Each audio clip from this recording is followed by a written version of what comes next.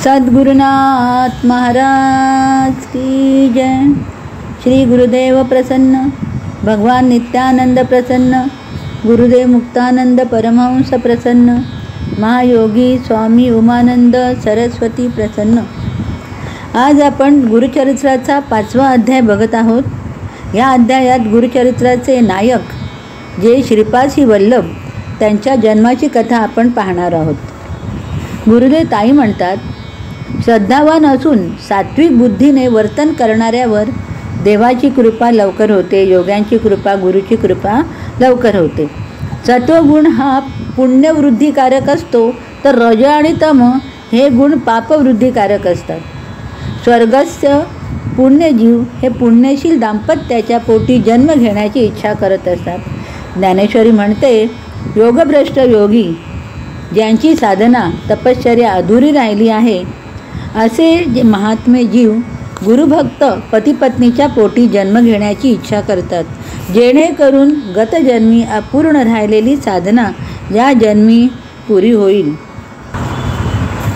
आता आपण कथा पाहूया। पिठापूर नावाच्या गावी अपराज नावाचा सात्विक धर्माचरणी ब्राह्मण राहत होता। त्याच्या पत्नीचे नाव सुमती असे होते।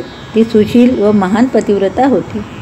ती अतिथी अभ्यागतांचे मोठ्या श्रद्धापूर्वक पूजन करून आपल्या घरून अतिथी विन्मुख जाऊ नये म्हणून खूप काळजी घेत असे।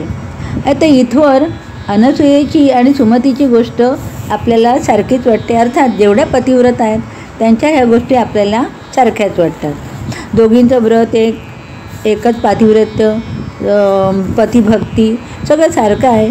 ह्या कथा स्त्रियांना घरात राहून फक्त पातिव्रत्य धर्माचं पालन करून पुण्यसंचय कसा होतो हे शिकवतात।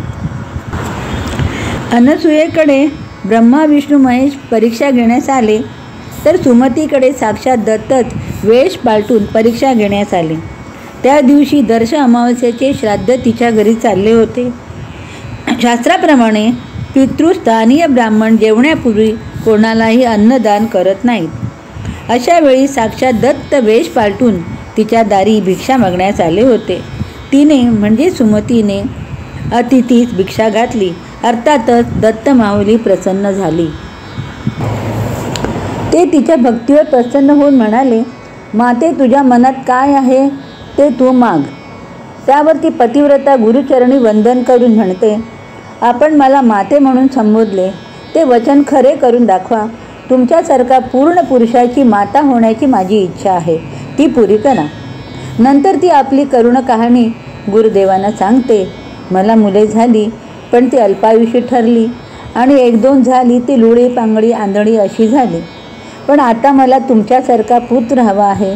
म्हणूनच पुन्हा तिने त्यांच्या चरणावर डोके ठेवले, आणि मग श्री दत्ताने तिला आशीर्वाद देऊन सांगितले की तुला माझ्यासारखा तापसी पुत्र होईल, तो तुझ्या कुळाचंच काय सर्वांचा उद्धार करेल।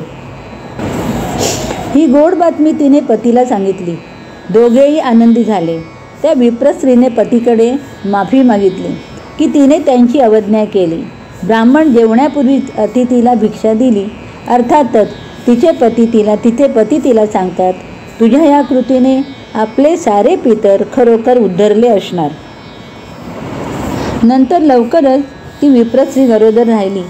9 महिने भरल्यावर शुभ दिवशी प्रसूतही झाली। तिला मुलगा झाला।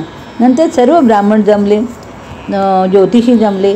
सर्वांनी बाळाची पत्रिका केली आणि ते सांगू लागले, हा मोठा तपस्वी होऊन दीक्षा करता जगद्गुरू होईल असे त्यांनी सांगितले। श्री दत्ताने वर दिला म्हणून त्या वराचा बालक म्हणून त्यांचे नाव श्रीपाद असे ठेवण्यात आले। 7 वर्षे होताच त्याच्या आईवडिलांनी त्याचे मौंजीबंधन केले। गायत्री संस्कार होताच तो मुलगा 4 वेद, तर्कमीमांसा वगैरे शास्त्र म्हणू लागला।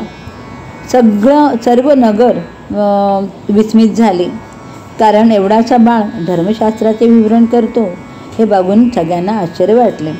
असं करता करता त्याला आता 16 वर्ष लागलं। आई वडील त्याच्या विवाहाचे बघू लागले। तेव्हा श्रीपादांनी त्यांना सांगितले, माझं लग्न वैराग्य विरक्तीशी आधीच झालं आहे। तर तऱ्हेने आईवडिलांना तो समजावतो। वडिलांना अतिथीने सांगितलेले शब्द आठवतात. पुत्राचे म्हणणे मान्य करीत जा. शेवटी आईवडील त्याला म्हणाले, बाळा, आम्हाला म्हातारपणी कोण बघणार? तुझे भाऊ असे अंध अपंग, त्यांना तरी कोण बघणार? श्रीपादांच्या दृक्पाताने दोघेही सशक्त झाले. तेही श्रीपादांचे चरण धरतात. श्रीपाद त्यांना आशीर्वाद देतात की तुम्ही दोघे शतायुषी व्हाल, तुमच्या घरी अखंड लक्ष्मी नांदेल. सर्वांच्या वासना पूर्ण करून आईवडिलांची आज्ञा घेऊन श्रीपाद एकदम अदृश्य झाले आणि थेट काशीत पोचले.